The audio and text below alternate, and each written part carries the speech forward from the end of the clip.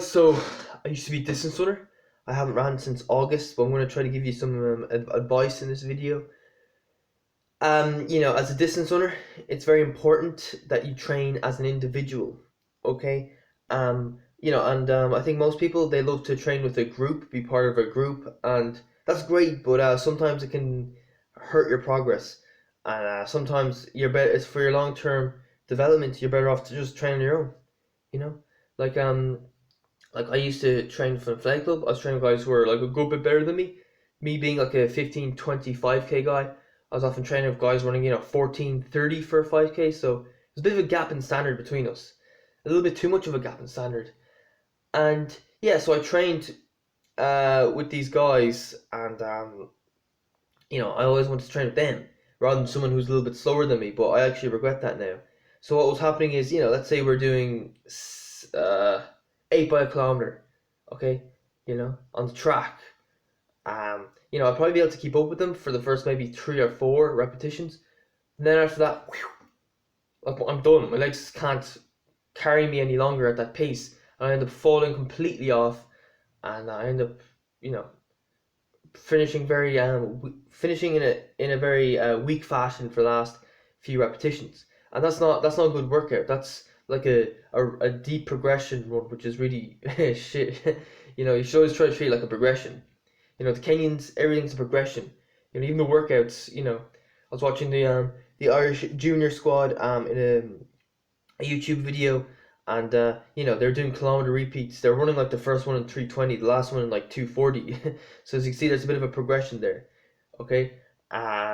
So yeah, that's the thing. Sometimes you have to take a step back and say, no, I'm not going to try to keep up with these guys. They're going to go too fast for me. Instead of running at my 5K pace, I'll probably end up running at my 3K pace. So I'll just do it on my own. And yeah, the problem with that is it's not as exciting training on your own. It's always more fun to train with other people, but sometimes you just gotta swallow your pride and just train on your own. But that's one thing. I think if you're in a athletic club, that's why it's important to try to have a big number of runners, a big selection of people to choose from.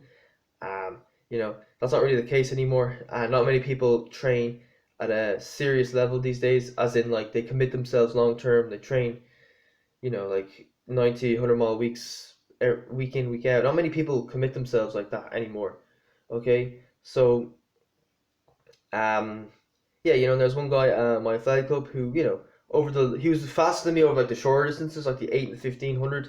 But over say like 5K and up, I was faster than him. His name was Michael McCarthy. I think maybe I should have tried to train with him more. Train something a little bit slower. So that instead of running a little bit too fast, I run a little bit too slow, which is probably better for my long-term development. Okay, and that's one thing the coaches don't seem to understand. A lot of them think it's all about going hard, hard, trying to keep up with guys who are faster than you. But really, that's not a good way of doing it. You got to be more relaxed about the training and not flog yourself. Okay, this whole idea people think flogging yourself is the answer. I used to think that as well, but no, it's not. I've learned the hard way. Flogging yourself isn't going to get you anywhere. Train like an individual. I used to study. I got a letter home from my school principal when I was like 15, 16, and he says, "Oh, you should be studying 5 to 6 hours a day at home on your days off school." And I did that, and I ended up flogging myself because I was following um his plan, which didn't suit me. Now I've learned that I can't handle a high volume. I can only handle 30 minutes a day. Normally my daily routine would be 10 minutes a day, a 10-minute YouTube video plus 20 minutes of reading. So it's really quite easy actually, and that's what works for me. It's challenging for me because my mental power isn't the best, but I'm improving. I'm improving doing this. Okay.